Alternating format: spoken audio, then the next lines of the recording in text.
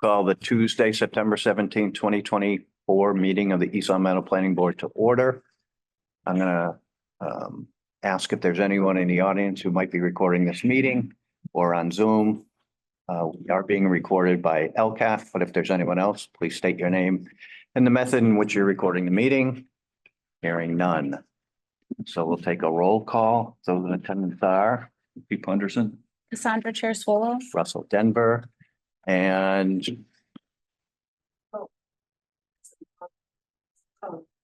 So if you can make both those, yeah, if you can make both of us panelists, Yeah. that'd be awesome. Thank you.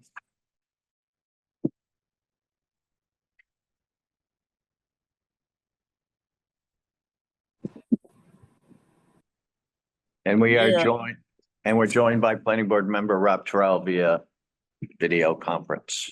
So first order of business is approval of the August 2024 open session minutes. Do I have a motion to approve? So move. Any discussion? Do I have a second? I'll second. All in favor, say aye. Aye. Aye. I abstain. Yep. Yeah. Okay, that passes 3-0. Rob, are you capable of reading this into? Yep. Okay, so the first item of business under public hearings. Case SP 2024-08, request for amendment of special permit SP 2009-0011 for Frank Rashilla Landscaping at 329 Westwood Ave, Assessor's Parcel ID 5-2-0 for a home-based trade located in the RB zoning district. Applicant Francisco Rashilla, 329 Westwood Ave, East Long Meadow, Mass. 01028, continued from 8/20/2024. So this is a public hearing, so it asks for a motion to open the public hearing. So moved. Do I have a second? I'll second. Any discussion? Hearing none, all in favor of opening the public hearing, say aye. Aye. Rob? Second. All right, so Aye. this, Sorry. this is a public hearing. So if you wish to address the board, please come up, sit down, sign your name. And then we look to hear from you. So anyone here from the petitioner? Yes. Okay.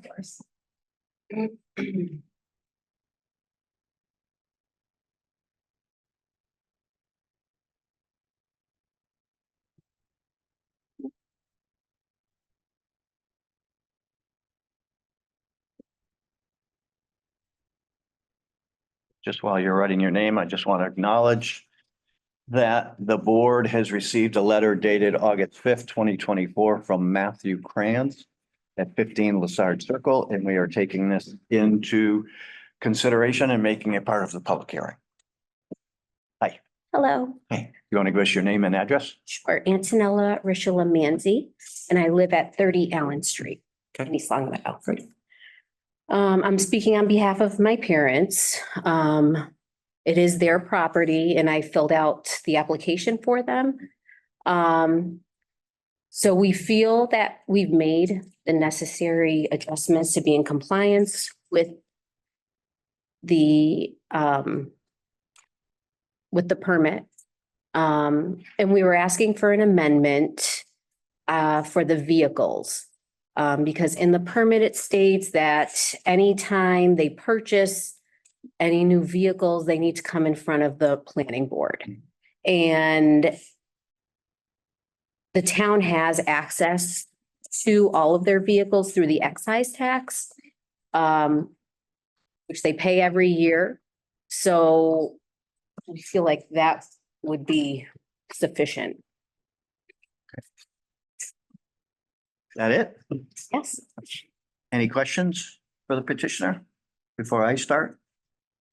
So you, I have one question yeah, Yes. regarding the vehicles stored behind your house, Mhm. the backhoe, the snow removal equipment. Who owns that? I do. Who's I? I Okay, so that's, gotta finish the job. so so your Frank, your Rashilla landscaping vehicles are parked behind your daughter's home, All right, I got my son and my daughter. right? I gotta work the land, I can leave the machinery, I gotta finish the job. I can finish it, I can leave the machinery. But that. I'm sorry. Put those vehicles after. I'm sorry. Why is that being aren't we dealing with this? So stop. I just want to know who owns them. We're going to ask. Why is that a question? Hold on one second. Hold on one second. You're going to address questions to the chair. We're going to That's fine. address questions to the chair. If you wish to be heard, please come forward. Okay? And feel free to ask a question. I think, and I won't speak for Mr. Punderson, but one of the amendments you wish to have is to list apparently new vehicles. Mhm. And I'm sure his Okay. question relates to, Right. is it All those right. vehicles that are on that property? And what about, and if he owns the other vehicles that are on the other property, is it properly part of the special permit Okay, for that property? and So address the board. We're mhm. gonna keep civility here. We're not gonna yell back and forth. Okay. So do you wish to answer Mr. Punderson's question? It's my father's equipment, So it's part of Rochella Landscaping then. correct. So are those vehicles in the original 8 vehicle list? I think they are. I don't believe so. So that you were allowed No. to have 8 vehicles and now you've got 9, 10, 11. On his property, Well, he can't go and store his equipment on somebody else's property. It has to be inside of where his envelope is. Okay, I'm gonna bring it back. That's just my question. I okay, have some pictures from a person that lives on Wedgewood that has to look at that all the time. And Mhm. why they were there when they're not supposed to be there. That's all. So you opened your comments by Mhm. saying that you now are in compliance. So what were you not in compliance with? it had said that there wasn't enough shrubbery, that you're able to see the vehicles and you're able to see things on the property. Okay, So my parents planted a bunch of shrubs all along the property. so in the letter from Mr. Krantz dated August 5th, he believes that he's operating the business more than the required Monday through Saturday from 7 to 8 PM. He believes that there has been activity for the business on Sundays as well. Can you address that? Because I have to tell you, when you come in to amend a special permit, Mhm. it allows this board to review absolutely everything on the original special permit. We can change it, we can delete it, we can do whatever. So So. make sure that if we do something that, I Yeah. understand. So he does only work at customers' homes Monday through Saturday. I mean, is he not allowed to work on his own property the whole week? okay, I mean, is that not allowed?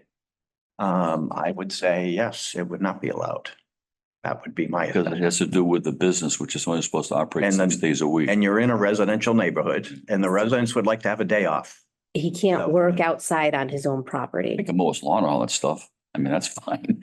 But moving, I don't know what it is, but moving stuff around with a loader that your neighbor has witnessed, that if that has to do with a business, that's not supposed to happen on a Sunday. I mean, does he have dates for when this has occurred? Excuse me. Stop. So now I'm just, Mr. Franz's letter, Mhm. or Kranz's letter. He believes that he can see 9 front end loaders, 5 3/4 ton and bigger trucks, 1 excavator, 2 wood chippers, 3 trailers, 2 sanders, all regularly visiting and parked on site. Where's his address? He is at 15 Lassard Circle. LaSalle Circle. I mean, that's what he wrote. Can you address it?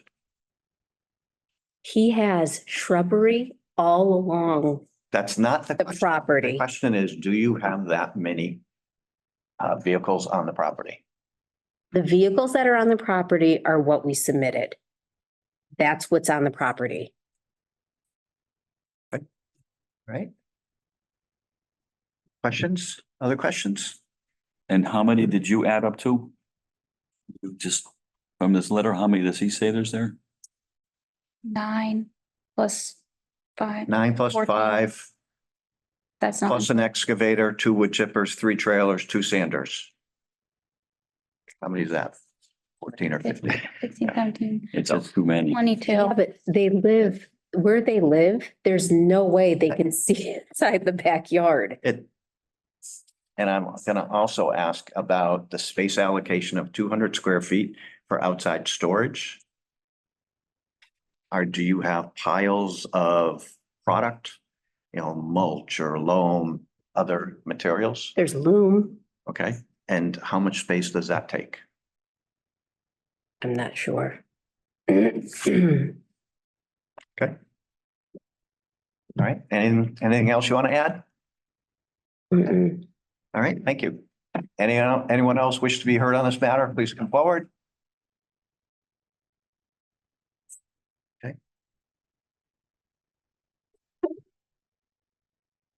Board members? So I'm a little uncomfortable with everything that's been here. I walked the outside of the property about 2 weeks ago. I counted more than 8 vehicles. I walked the outside along the church line. So probably 2.5, 3 weeks ago, saw more than 8 vehicles. So I have some concerns about that. So I would like to recommend, if no one else wishes to be heard, that we continue the hearing, do a site visit. I agree. So, And we also have to take into account the vehicles that are parked behind his daughter's and his son's house. Because they're owned by Rochella Landscaping. right. So if he's done with the job there, where are they gonna go? If you come forward and please state your name.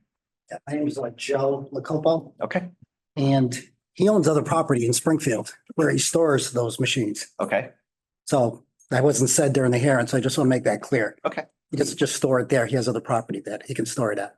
As long as it's in Springfield, Yeah, it's in Springfield. if you can just write your name, please. And the other reason I want to continue the hearing is unfortunately, Mr. Fonseca was not able to attend this evening.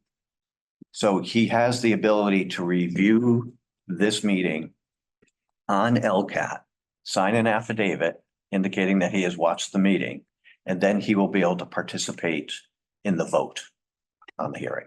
So I wish to give him the opportunity to be able to do that as well. So but we will, when we come out and we can figure out a date with the planning director and the petitioner, we'll go out and do it. I would like to try to do it before our next meeting, which is October 1st. I will be Oh, that's absent. right, you're absent. Yeah. Okay, But if you guys still wanted to meet anyways, that's totally fine. We can accommodate that. I just wouldn't be able to attend a site visit between now and then. I'd like to say something. Yeah. That this isn't a vendetta against the Rochellas. no, If you're applying for change of your special permit, you have to first be in compliance. And you're not in compliance, so we need to get you into compliance and then discuss any changes on your permit.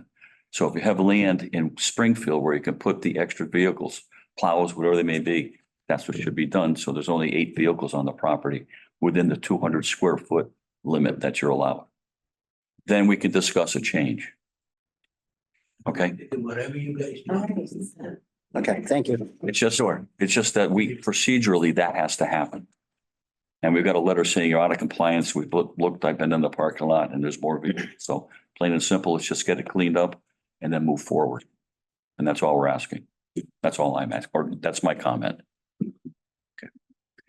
so I've asked for a motion to continue the public hearing. We'll continue it until October 15th. Are you back? Yeah, I'm back by then. Yes. Come on. So plows, salters, or vehicles. He's got to comply. He needs to be able to have 8 vehicles on the property, period. Within the. Plows though, and salters. So a salter's not on wheels, it's not a vehicle. That's kind of You know what I mean? Yeah, Uh, but you know, there's the spirit of the law and there's the contents of the special permit. If we go in and he's got 6 plows, commercial plows hanging around on the property, I don't believe that's in the spirit of the special permit. That's my opinion. Okay. So, Can you move those to Springfield? Yes, yes. yeah, yeah. I didn't- Just get it. I'm just trying to Yeah. clarify. Yeah. I don't know, understand. Just- we don't want it to be a junkyard. Yeah. So, Mr. Chair, you could, store stuff in garages. Yeah. So if you have plastic detached, you could definitely put those in like a garage or a shed structure. Yeah. Just not out in the open. Yeah, if you could put them in the shed or something, that's fine. It's, uh, problem. But when we go there, we need to have 8 vehicles, period. Yeah. That are on the property. And during the daytime, when sons come to work, whoever comes to work, if 4 employees, they have to park in the area that was covered by the vehicle when you leave. Wait, what's that? When so you show up for work at your dad's house and your brother does, and your other 2 employees, or maybe your dad's included, I don't know. But your vehicles are supposed to be parked where the truck that you're leaving with. So we can't have our workers come to work until we pull the truck out? Well, you can have them come in, but when you leave, technically it's supposed to be parked in the same spot. And you only get 200 feet of outside storage. Why is that? The- That's just the way It's in the special written. permit. Yeah, And what was the other, the 200 square feet Square feet or- for loom or? It what? says the site contains 107,000 square feet, has a total square feet of outside storage, or it has 200 square feet of outside storage, making the percentage of the total lot coverage for outside storage 0.19.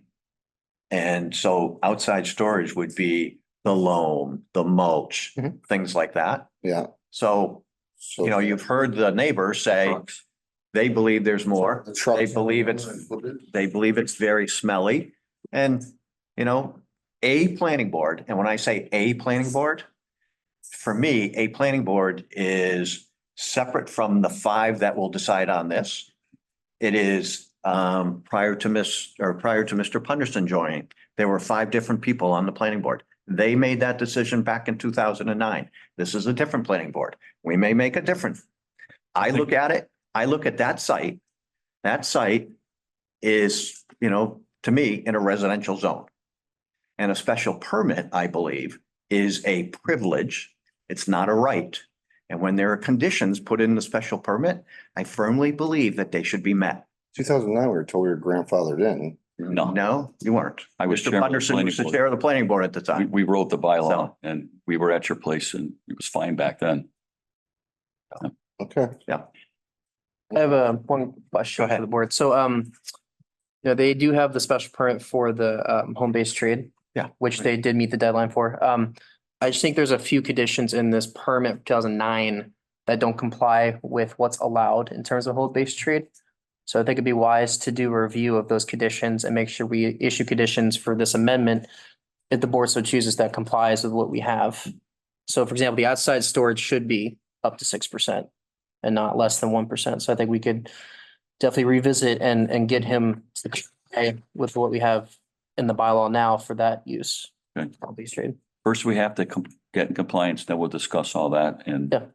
try to help them out. Yeah, sure. So would you make your property available for a site visit from the planning board? Okay. So let's try to do Yeah.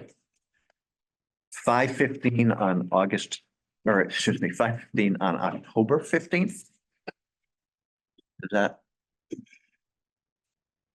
Is that before the meeting? 'Cause- Yeah. Yeah. Yes, I will be back on the 15th. Rob? Can you do a site plan visit at that location at 5:15 on October 15th? Yeah. Okay. Okay. Yeah.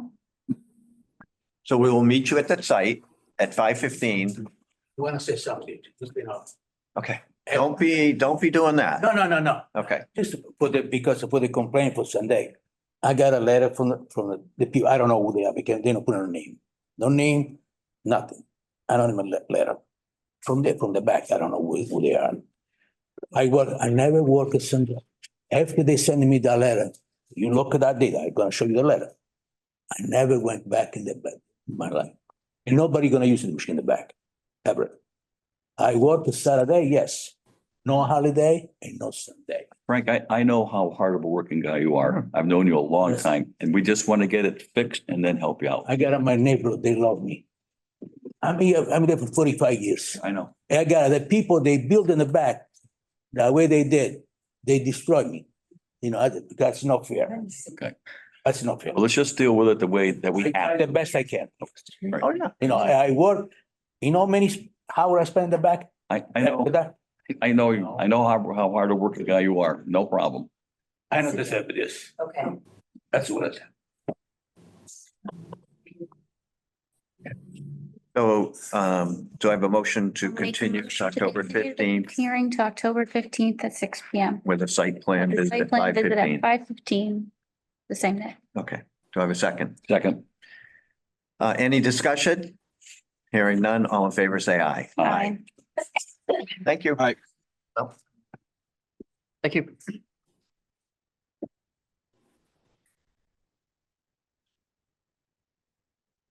Ready?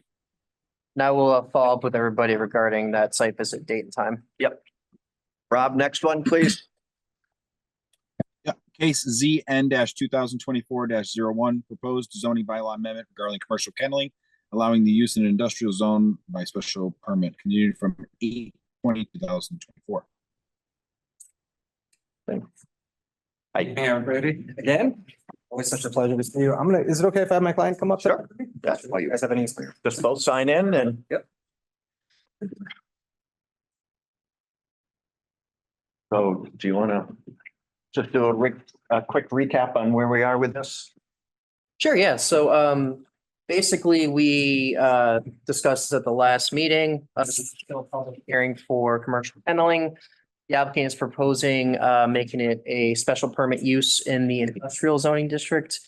The applicant's attorney, Attorney Ferris here, gave us some research and guidance on how to draft a bylaw that could be appropriate for this type of use. I did actually draft such a bylaw that would be inserted into special permit criteria. I believe the exact section is actually on the document that should be in your packets, but let me just look at it so I can give you correct information.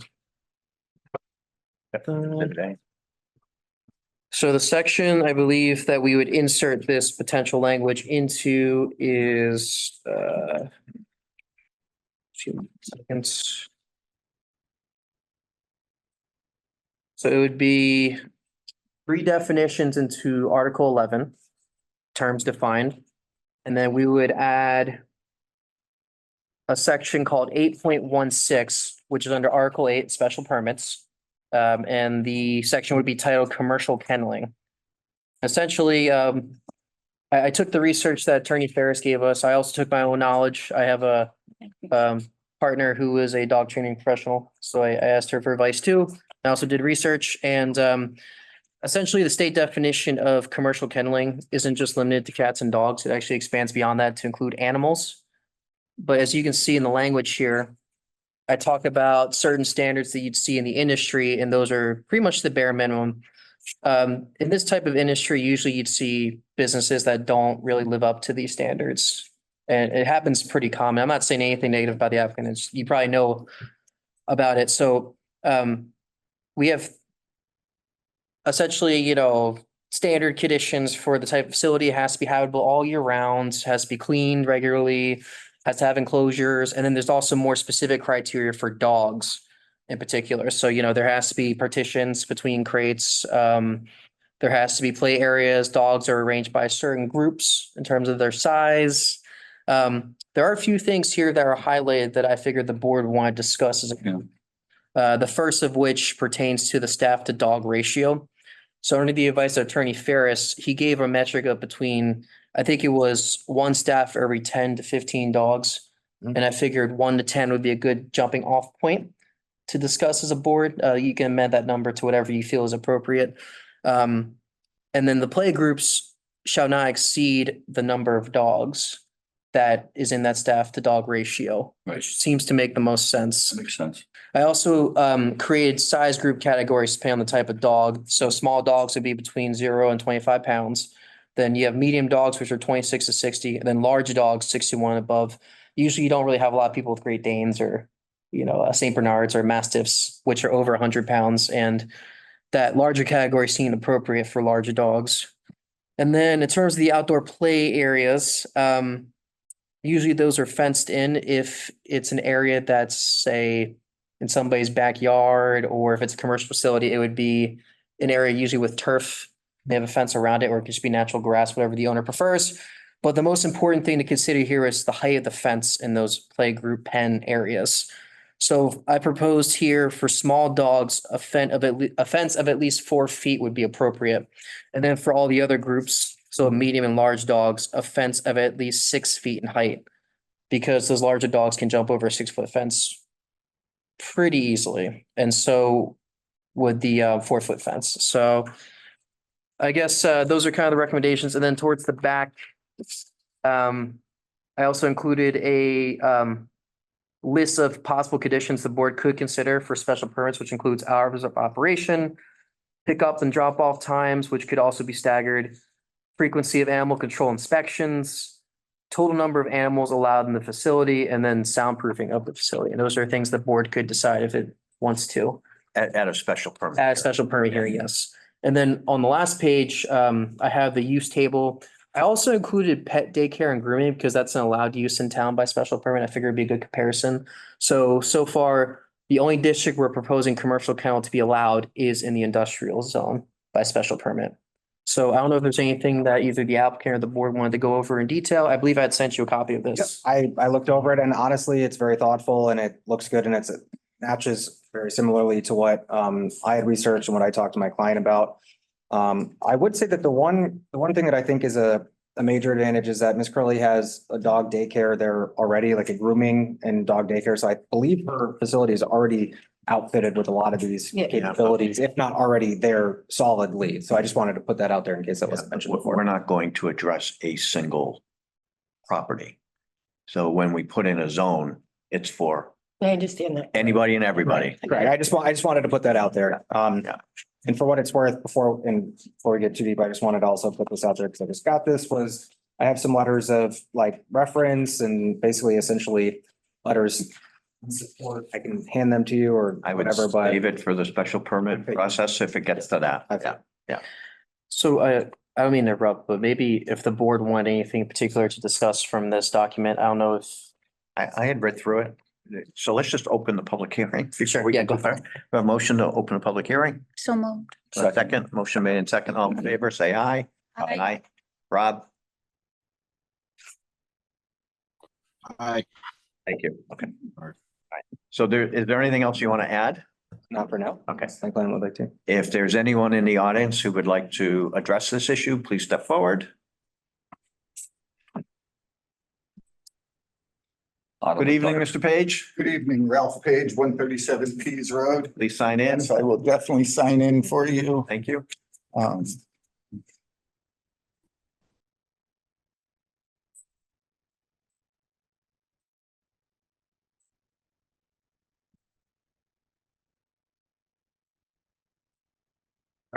So the only comment I have is this is listed under commercial kenneling. Recently at the ZBA meeting, we heard about people that have pigs, ducks, goats. Will all of those be allowed within the commercial kenneling along with the dogs and cats? Or are you going to limit commercial kenneling to dogs and cats under the bylaw? It's up to the board. You could technically do that. I would have from my point of view, I'd have no intentions of doing anything other than dogs and cats. Yeah, it's But livestock. again, and I understand what you're saying with livestock, but having been at the ZBA meeting and it being so passionate, and definitions mean stuff, we were told, every little word counts. And so commercial kenneling is very broad.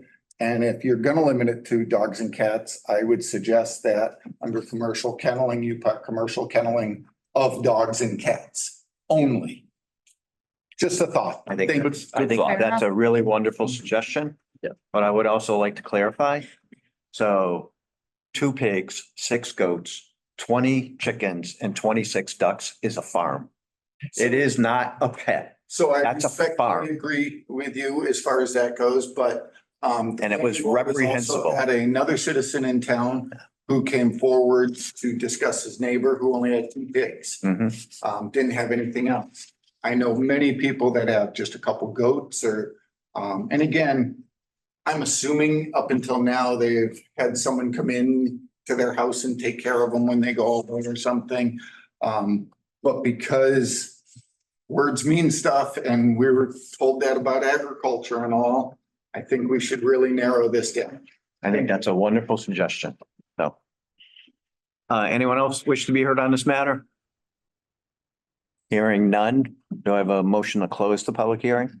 So moved. Do I have a second? Second. Any discussion?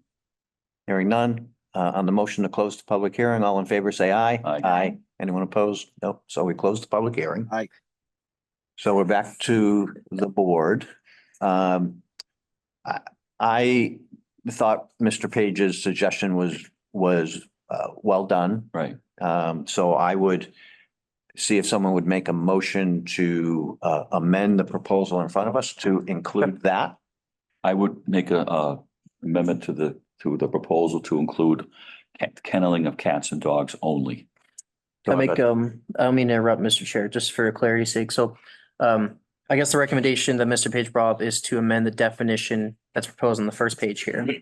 So would you want to get rid of animals and change that to cats and dogs? Yes. Good suggestion. Okay, and if we do that, that would pretty much cover the rest of the bylaw. Exact, because that first section could pertain to cats Okay. and dogs. Establishing the boarding of overnight of stays of animals. Yeah, definitely. Baby pigs are very cute though, if you've ever seen them. They're incredibly cute. I just realized that the other day. I went to a farm with my daughter, so. You went to a farm. A farm, exactly. Yeah. I'll second. Okay, on the motion, any further discussion? Hearing none, all in favor, say aye. Aye. Aye. Now on the main, Give him a second. Huh? Give him a second. okay, on the main motion to forward this proposal with a recommendation from the planning board to the town council. Do I have a motion to recommend approval? I'd like to say, first of all, that I wish there was more state regulations, but I would make a motion to approve it, Or to to, move it on, to move it on. Working on it, the state is working. Yeah. Yeah. Yeah. And A I, little less cloudy than it used to be. Mhm. We just had a bad experience in town. I mean, it really was a bad. one. I understand that, sir, and I do have a letter from the woman that owned that dog, Yeah. who's been a client of mine and it's David. in here. Yeah, but, and the same problem I have myself. the public hearing is closed, so I'm gonna have to. It's okay. It's Yeah, okay. Yeah, so, Second. so a motion made and second on the main motion to forward this to the town council. Town council, right? Okay. Any further discussion? No. Hearing none. All in favor, say aye. Aye. Thank you. Thank you. Okay. Thank you. Rob, next item? Aye. Sorry, the delay. I'm sorry. I said aye. Next item, Yes. Attorney Ferris. Great, first, I'll keep you in the loop when we do the town council hearings. Great. Let me know the date. Will do. Thank you. Thank you. Case ZN 2024 4 for the consideration of amendments of subsection 450 10.3 definitions and Article X ground mounted photovoltaic installations of the East Long Meadow zoning bylaw continued from 8/20/2024. Oh, can I have a motion to open the public hearing? So moved. Second. Motion made in second to open the public hearing. Any discussion? Hearing none, all in favor, say aye. Aye. Rob? All right, thank you.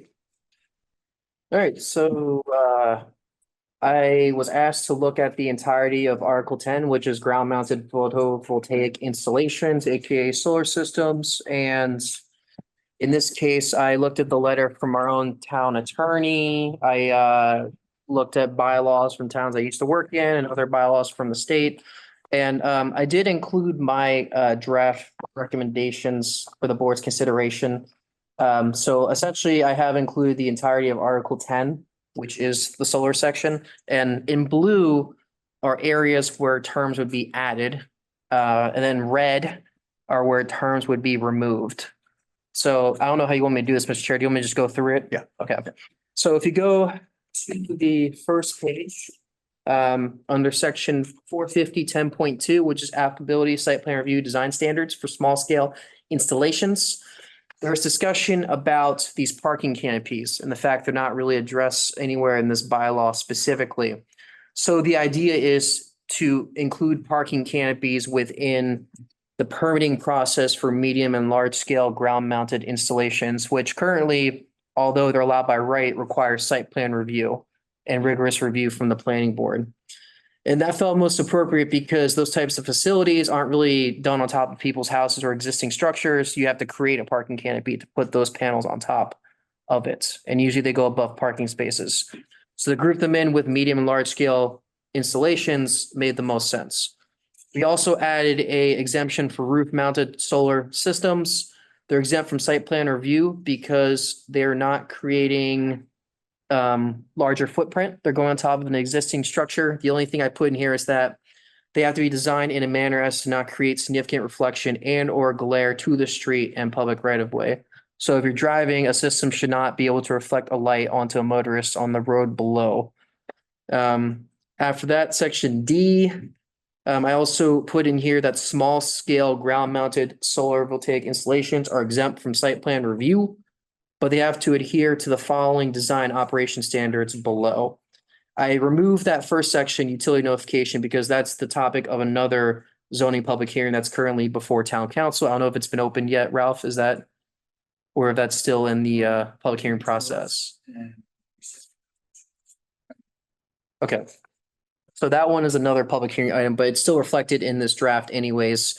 And then subsection 5, where it says accessory use, I removed if installed in a residential district and replaced it with if installed on the same parcel as an existing residential dwelling.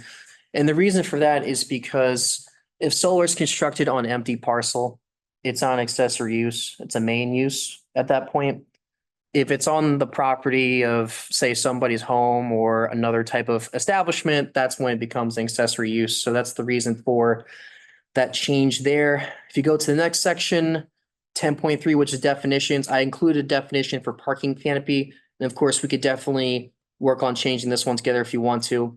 What I have here is parking canopy, solar photovoltaic installation, a solar photovoltaic installation that is mounted to a parking canopy structure, which is more than 1,800 square feet in footprint and covering at least 10 parking spaces. So just from research, that's typically the size that you'd see on the small scale of these types of structures. Of course, if the board wants to change that number, we could. That's just a jumping off point. Very number, yeah. Yeah. So next page, still within definitions, I made a correction there for roof mounted solar to delete the word structure and put in building. Because these things only go on top of buildings if they're considered to be roof mounted, whether it's commercial or residential. And then zoning enforcement authority, we had discussed this in previous conversations amongst the planning board in returns of possibility of having a separate position for zoning enforcement official. So I changed the language there slightly to allow for the building commissioner to have a designee who's charged with enforcing all zoning bylaws of the town of East Long Meadow. So he would still be under the auspices of the building commissioner, but could still be a designee. So if you go to 10.5, 10.6, 10.7, 10.8, I essentially added the word and parking canopy where it says medium and large scale ground mounted. And this is in terms of compliance, building permits, inspections, fees, and then site plan review approval, just to make sure the language is consistent. And then the next change I have, you have to go down a few pages to get to it. So 10.11, where it says area, dimensional, and density requirements. So this is where the town attorney didn't like the fact that this language was put in this section. And the reason for that is because it allows for medium and large scale solar installations within commercial, business, and residential districts to be an accessory use only. And that's the way the language is read, and that's the interpretation that our town attorney had as well. So I figured it was wise to just remove both of that A and B sections there, so it doesn't contradict the rest of the bylaw. Essentially, if it's on the same property as an existing structure, it would be governed as an accessory use anyways. But if it's large, medium, or small, it's still governed by those appropriate sections in terms of the permitting path. So that language was very limiting and goes against 48 section 3, which is items that zoning cannot regulate. essentially the town cannot overly and restrictively regulate solar in this case. That one. Yeah, so that's why I took out those two sections as a suggestion.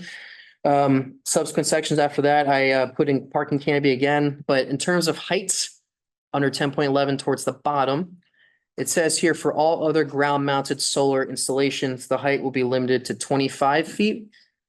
I thought it'd be appropriate to shorten that number to 20 feet because 25 seemed too high. Again, that's open to interpretation and up to the discretion of the board. And then I'm jumping past these sections to go towards the end. I think that's it, Mr. Chair. That's all the changes I had put into that section of the bylaw.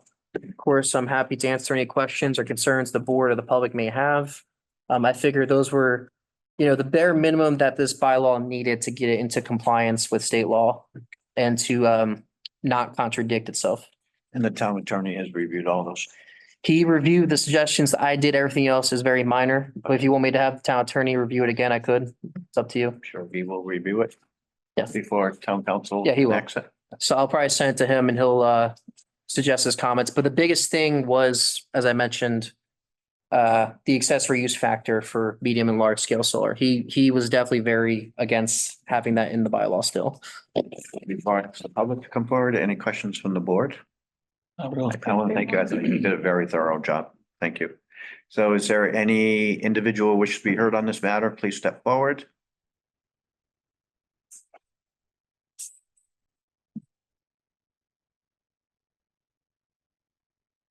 I didn't have Ralph Page, 137 Pease Road. I didn't have the option or the liberty to go online and actually read the definition for the carport, basically.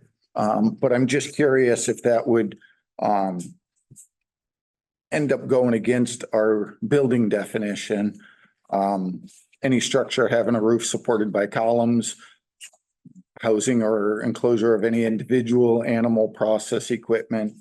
So I read that as the building could actually mean an actual carport or one of those structures. And I'm just wondering if the two of them will be separate or will they will one overrule the other because they both seem to describe the same thing. I know for building, it has to be 4 walls and a roof. But structure doesn't have to be 4 walls. I believe that's from the building code. But we can verify that too if we want further clarification. And if that's the case, then we should change the definition because any structure having a roof supported by columns or walls and intended for the shelter, housing or enclosure of any individual animal process equipment, goods, awning or similar covering. It's definitely a good way to eliminate any contradictions we have in the bylaw. I mean, it's up to the board. If you guys feel like it's appropriate to change that, we definitely could. I guess it's just, for my sake, it'd be good to have guidance into what direction we should take it in. We clarify. Hmm? Probably clarify that. Yep. So do you want me to look at the state building code and maybe see if we can mimic that definition? Sure. Okay. Well, you have the floor, Mr. Page. Anything else you want to add? Mr. Page? I'm trying to read this. So I know you said you would set it up basically for medium and large scale because you didn't feel as though parking canopies were really set up for a small scale. No, and because the parking canopy also, they're pretty large. Just from ones I've seen and looked up, they take up at least 10 to 15 parking spaces. And they're pretty tall. So the one at the reminder is probably the smallest that we have and how many spaces are under it. That might be at the most 20. I don't even think it's. I don't think No, it's I 20. think it's It was just enough because they had a certain square footage that they could do for solar. They maxed out the roof and so they built that. Yeah. But like I said, that was my main concern. Thank you. Thanks, Rob. Thanks. So if there's anyone else in the audience wish to be heard on this matter, hearing none. So why don't we make a motion to continue this public hearing until our planning director can come up with that language? 15th of October should work. Okay, Yeah. so do I have a motion to continue this till October 15th? So moved. Second.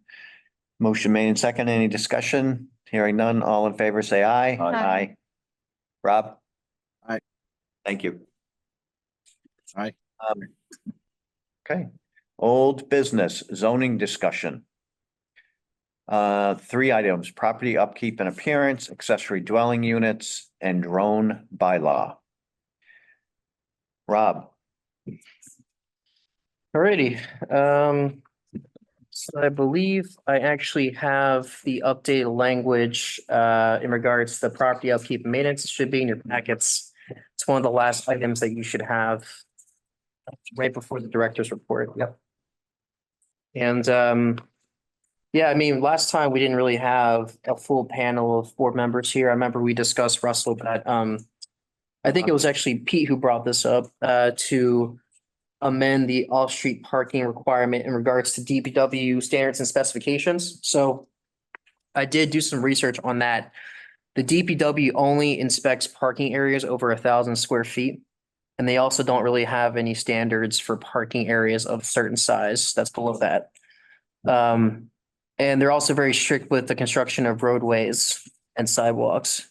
So I just felt it was appropriate to delete that and to have the off-street parking section read as such. So parking on improved surfaces, all vehicles parked within the town of East Long Meadow shall be parked on a surface, including but not limited to bituminous asphalt, concrete, masonry pavers, oil and stone, gravel, trap rock, or other similar materials. No vehicle shall be parked on grass and dirt unless connected to an on-site ag operation. Lawnmowers are exempt from this requirement.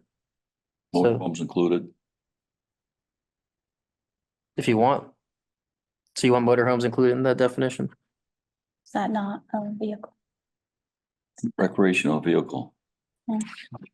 So There's a definition of recreational vehicle. Can At you the just beginning. read that out? sure, I can read that. So the recreation vehicle definition that we're proposing in Article 3 is recreational vehicles or trailers for the purpose of carrying recreational equipment may be kept or stored on any lot where the principal use of said lot is residential in nature.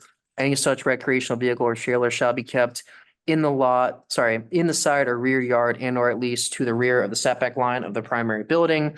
Recreational vehicles and trailers shall be screened from view from the public right of way and or garage at all times. No recreational vehicles and trailers shall be stored in the front yard setback unless screened from view from the public right of way. Recreational vehicles shall not be used for living quarters. So I don't think it includes motor homes or mobile homes. Well, they're all called RVs.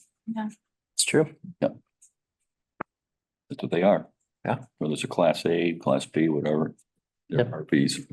So I know I believe we have a regulation for a temporary shed or trailer if you're reconstructing your house.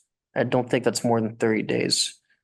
But other than that, I don't really see anywhere else in the bylaw where it talks about mobile homes or any of the such or trailers. So how would you want me to fit that in here? Do you think it's something that should be included in the definition of recreational vehicle, or do you think it's something else that we should add? Well, they are called Entirety. RVs. They are, but It's a class A, like I got a big diesel Yep. pusher, it's an RV. I definitely think it's wise that if there's any, confusions that rise up or vagueness, it's always best to just address it in the bylaw, just so we avoid issues. So it sounds like you guys want me to put, I guess mobile home could be Not mobile, motorhome, motor home. Okay. a recreational vehicle trailer. Some are you drive and some you tow. But if you put motor home in there, it clears the clarification as to whether or not an RV or Winnebago could be included in that category. Well, a motorhome has a motor in it. Yeah. An RV could have Nine. trailer hitch on it. Yeah. Yeah. But RV covers both of them. You could put RV including motorhomes, which would cover it.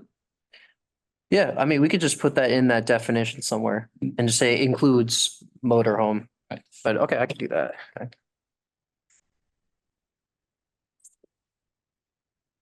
And yeah, Mr. Chair, I leave it up to the board to find anything they want to discuss in this or I want to ask the gentleman, this is the yeah. second time you've come here to watch us, and you said that you were here for an item that got You postponed? guys handled everything on the issue. Oh, Not Cranston. okay, all right, Sorry. okay, all right, Yeah. Yeah.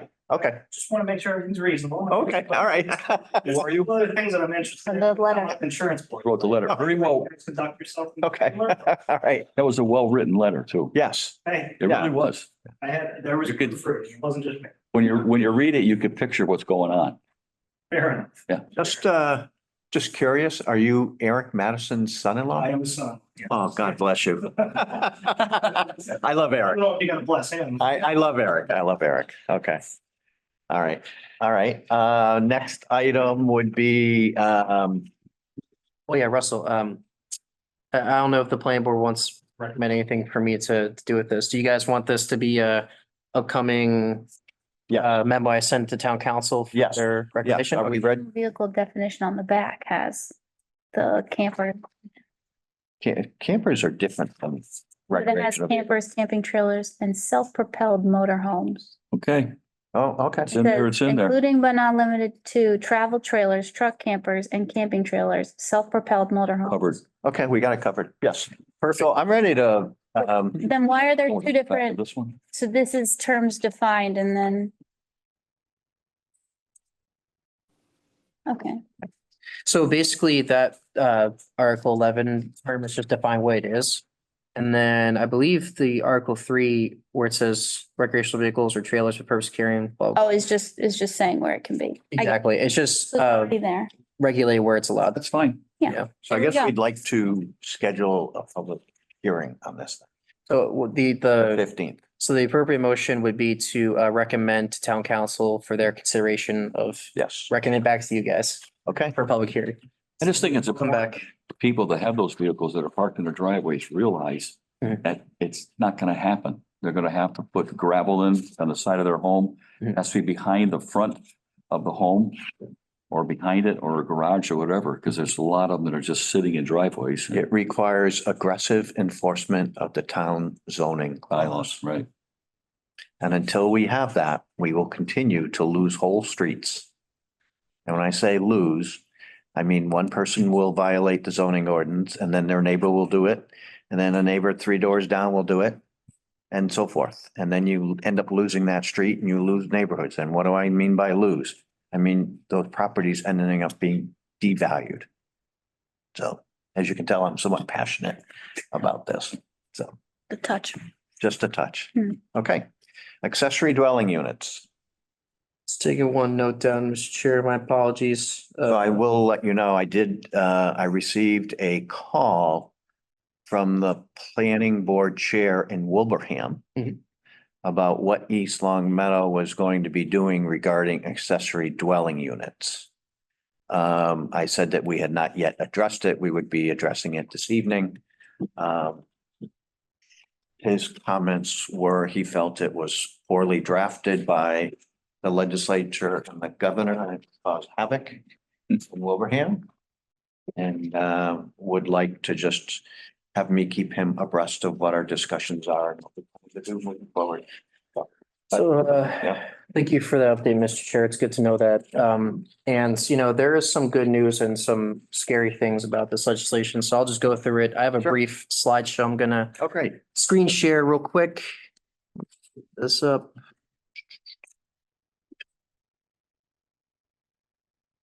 All right, should be able to see my screen. Let me go into slideshow mode.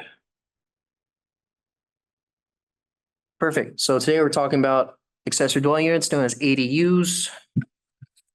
It's kind of small, but I'll do my best to read that text here. That's my apologies.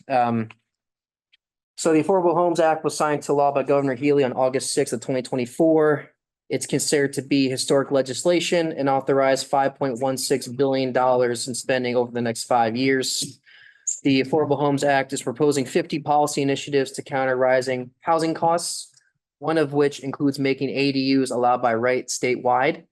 The Affordable Homes Act proposes changes to Mass General Law, Chapter 48, which is the zoning act, Sections 1A definitions, and Section 3, subjects which zoning may not regulate, same section where solar falls into.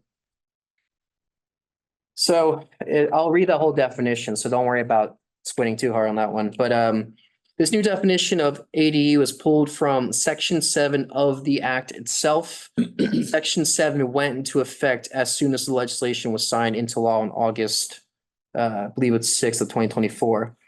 So the new state definition is as follows. Accessory dwelling unit, a self-contained housing unit inclusive of sleeping, cooking, and sanitary facilities on the same lot as a principal dwelling, subject to otherwise applicable dimensional and parking requirements that, one, maintains a separate entrance either directly from the outside or through an entry hall or corridor shared with the principal dwelling sufficient to meet the requirements of the state building code for safe egress.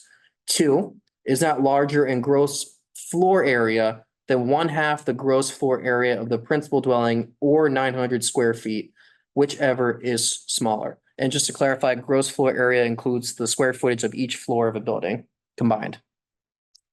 3 is subject to additional restrictions as may be imposed by municipality, including but not limited to additional size restrictions and restrictions or prohibitions on short-term rental as defined in section 1 of chapter 64G.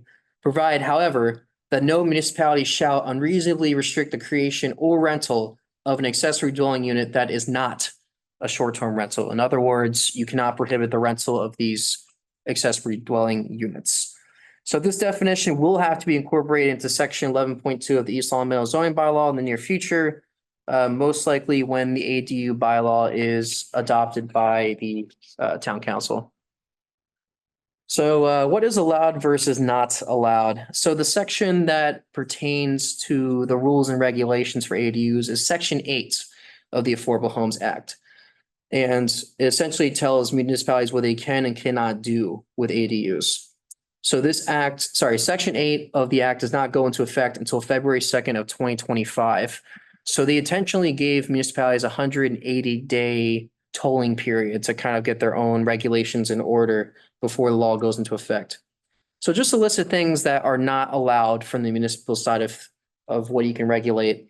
So the municipality cannot require discretionary approvals, special permits essentially, or other restrictive measures are no longer allowed for the construction of one single ADU in a single family residential zoning district. So you would only see it in the RA or RAA, RB, RC. You would not see it in any of the commercial or industrial zones. So it's only limited to just those residential districts. Municipalities are not allowed to prohibit the rental of ADUs, as I mentioned on the last slide. Owner occupancy can no longer be required for both the ADU and principal structure itself. So in technicality, both could be rented out if they wanted to. Jeez. And it's spelled out pretty clearly in the language, so we can't really skirt around that one too much. And just for a lot of these items, I'm definitely going to talk to town council about this as I'm drafting this bylaw, just to get his opinion and see what he thinks as well. Just to make sure we have something that's ironclad and doesn't really have any problematic issues for the town moving forward. And then the last item that's not technically allowed. So we can't prohibit, and the language is kind of vague on this. Essentially, they give people an avenue to construct more than one ADU on the property via special permit.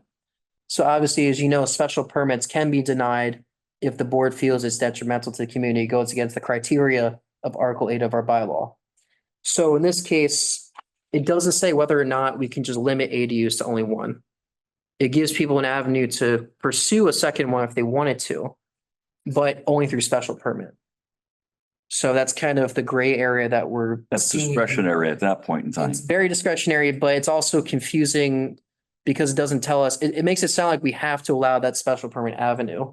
But again, I think more clarification on that specific aspect is going to be needed in the near future. What would they have to conform to in the special permit is what you have to have in writing. Yep. Otherwise, it's discretionary on the board's part. And they have to make all the findings under Article 8 of our bylaw. And if any of those findings are not met, that gives the board grounds to deny a permit or deny a special permit, I would say. So here's what is allowed on behalf of the municipality in terms of what we can enforce. So the town can still enforce the requirements under Title V septic systems for location, placement, and size of these accessory dwelling units. Municipalities can also place site plan review requirements on ADUs if they so choose to. So for every single ADU that comes into the town of East Long Meadow, if the council and board and the public feel that site plan review is appropriate for all of them, they could absolutely do that. It doesn't say otherwise in the language of the legislation.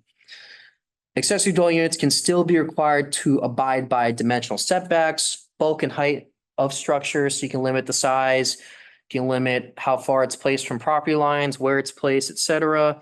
In most cases, towns usually have treated them as accessory structures, quote unquote. However, the board can create a separate chart of measurements for just ADUs if it wanted to. Then last but not least, municipalities can prohibit the use of ADUs as short-term rentals. So your Airbnbs, your Verbos, et cetera, governed under 64G. So here are my early recommendations to the board. This is what planning is going to do. So we're going to get started on a draft bylaw, an early draft bylaw, to be reviewed over the next few planning board meetings, so I'm able to attend them. Before a public hearing is scheduled, it's wise to have legal counsel review the bylaw since it's a big zoning amendment to our own bylaw. We're essentially creating a new bylaw that we want to make sure legal counsel is comfortable with us approving. We're being forced into it, but also it would be wise to have them weigh in on it. Yeah. Just make sure we're allowed to do what we're doing. The goal would be to have a public hearing before the planning board and the town council around December at the latest, just so we can meet that February deadline.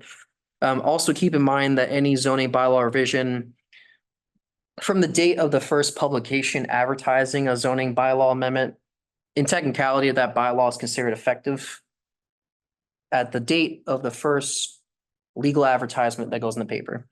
So even if it was later than that, just by some coincidence, that's not our plan. But if, say, for some reason, we had a public hearing in January and it's going to go beyond February, technically, whatever we have drafted, that's the law of the land at the moment. Are there any penalties associated with the legislation? In regards to the town complying or not? So none that's spelled out that I noticed, but usually it's something where if a town has a bylaw that goes against what's allowed under state law, somebody could appeal it and the town would lose. But someone would have to appeal it. Yes. Yeah. And 9 times out of 10, the town will lose if it's something that's very blatant and obvious contradicting state law. I've seen it happen with solar in other towns. Happened here. Yeah, so you know how serious the courts take these things on zoning matters. So that's why I think it's wise for us to have a bylaw in place well before February 2nd. But also I understand that we don't want to seem like we're rushing it, even though we're kind of forced to rush it. We want to make sure it's a bylaw that everybody's comfortable with, that complies with state law and, regulates these in an appropriate manner that the board sees fit. And yeah, I mean, does anybody have any questions for me? No, but we're being shoved into a little tiny area, that's for sure. It's not that much that you can cite on site plan review, yes. Other than that, they've got it pretty much down as to what we can and can't do already. But the amount of criteria that people have to meet with site plan review is already pretty elaborative. So we require site plans done by a professional. They have to abide by all these design standards. We can also make a requirement that they have to give us building plans, or if it's a manufactured ADU, they have to give us the catalog sheet that shows what it's going to look like, design features, et cetera. I mean, site plan review allows for us to be restrictive reasonably with how they design and cite these things. We just can't deny it. That's the biggest factor there. So where I live at the corner of Franklin and Leicester Street. But I have a good side lot. I could essentially put one of those in my side lot. The people across the street from me on Leicester Street could put one in there. Yeah, they got room. They got room there. And all of a sudden, you've got all these little houses where people had property. And I do think people will be engaged to essentially, because you're no longer, it sounds like you don't need to have a formal building lot to put one of those on. Is that correct? not Because my side does not have enough lot area, or the one across the street does not have enough lot area. Didn't it say it has to comply to setbacks though? Yeah, but I mean, you have to have a certain area, Mhm. right? Yeah. Right. Lot size. Mhm. The one, my side yard is not a proper lot size. But you could put one of these little houses on it and still have enough setbacks. So you would need a special permit from the planning board to build a structure on a non-conforming lot. Okay, And also, in that case, you know, if the lot has to be buildable already to have the by right use factor come into compliance here. okay. So if Sounds better. if it's 20,000 square feet and you live in the RA, that's grounds to build anything on the property, whether it be a single family home or an accessory dwelling unit. They just have to comply with setbacks. Right. And I guess we as a board and eventually town council have to decide what those appropriate setbacks are for the placement of these things.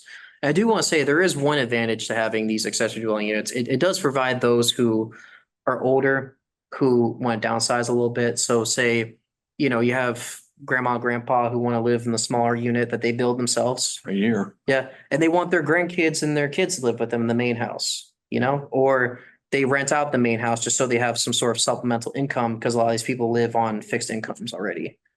I think one of the scary things is to picture tiny houses everywhere.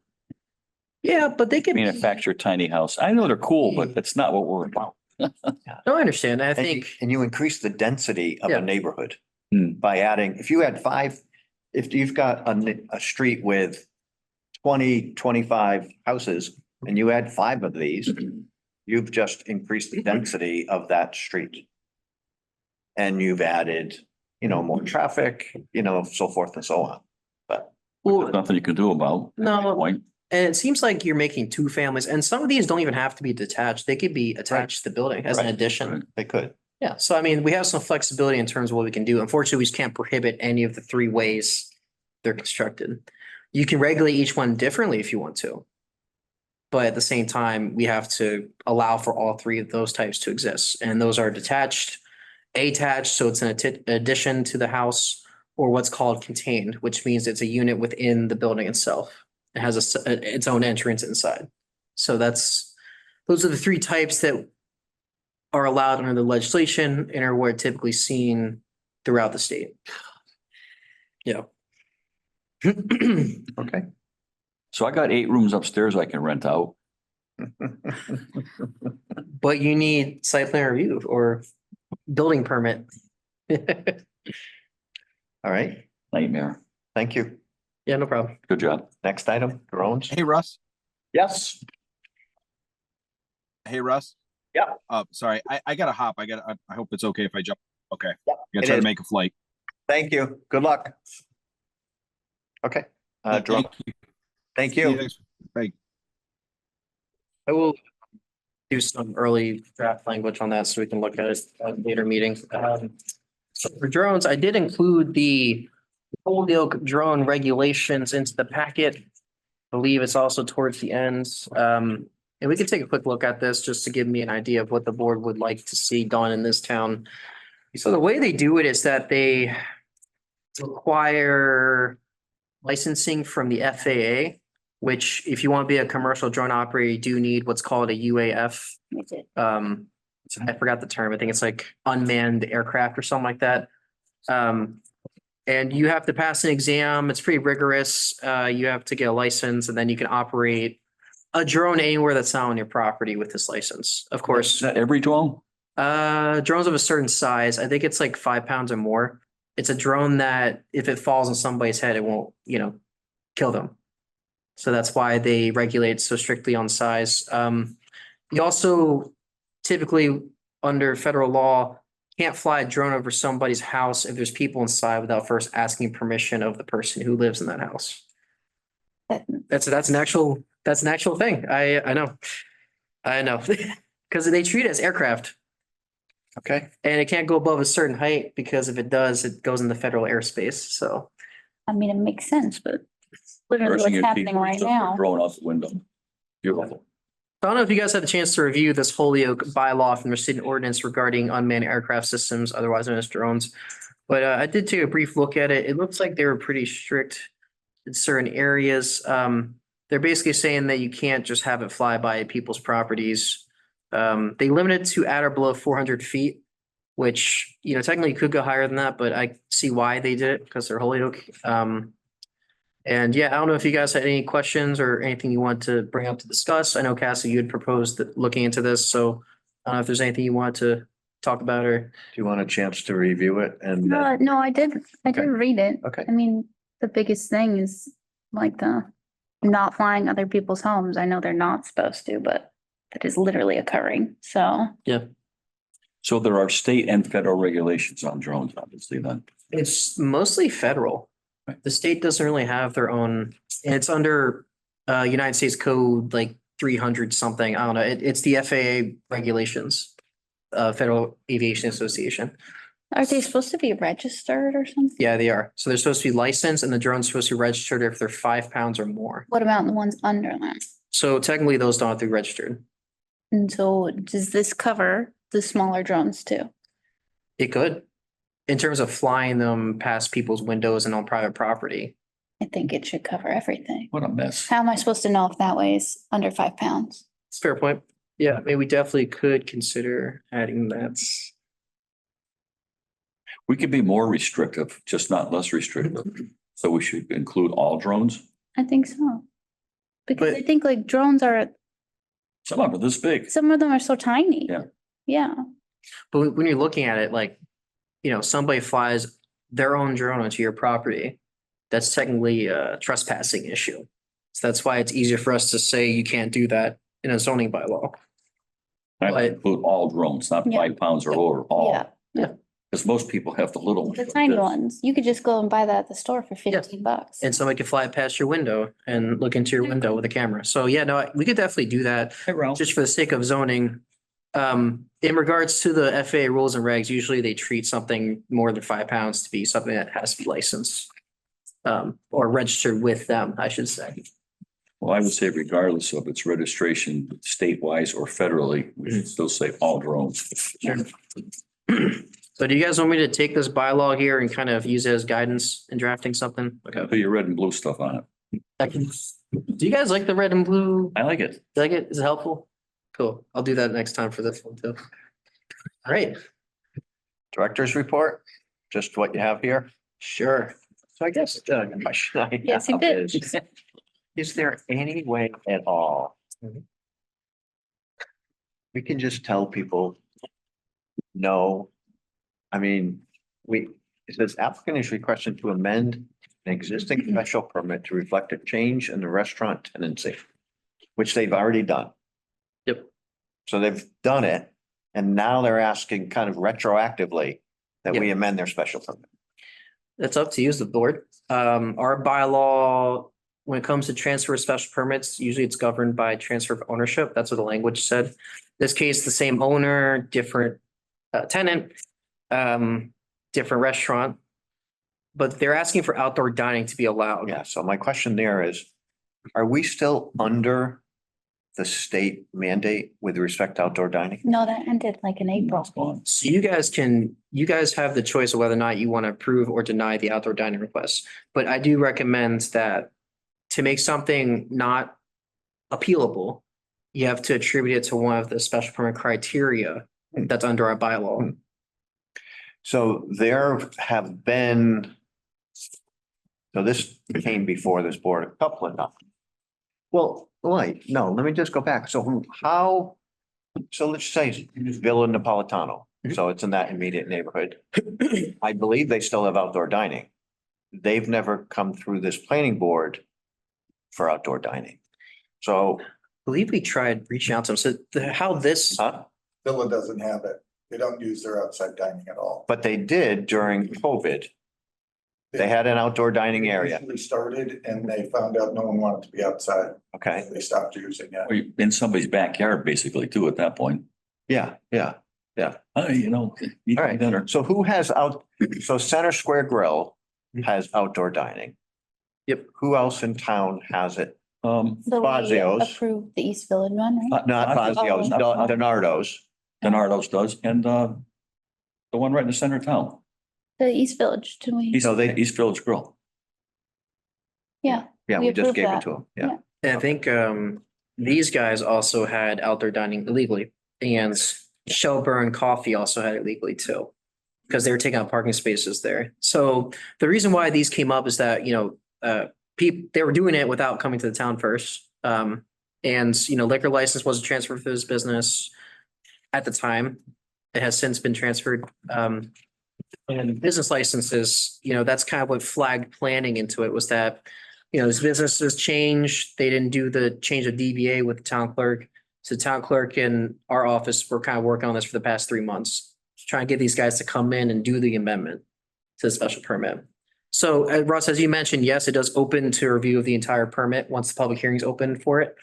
But yeah, I mean, those two things seem to be the major changes they're trying to do. Just the change of business, same owner, Yeah. and then outdoor dining. So it specifically prohibits it too in that existing permit. Hmm. So, yeah. Because they sit right on a neighborhood. So. Yep. Yeah. Okay. Anything else? Just the meeting dates are on that list there. And And Rebecca will be covering for you on October 1st. yeah, it would be an administrative meeting because we don't really have much to discuss. I could also have items the board can review. It's up to you guys. I mean, we could, if there's no formal public hearing, Mhm.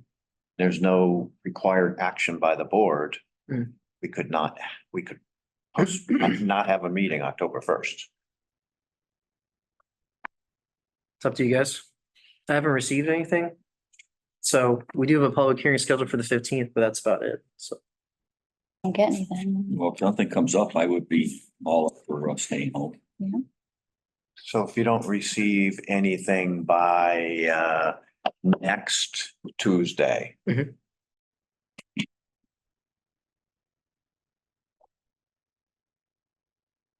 Everybody agree with that? Yeah. Yes, Have a motion to adjourn. So moved. second. All in favor, say aye. Aye. Aye. Thank you.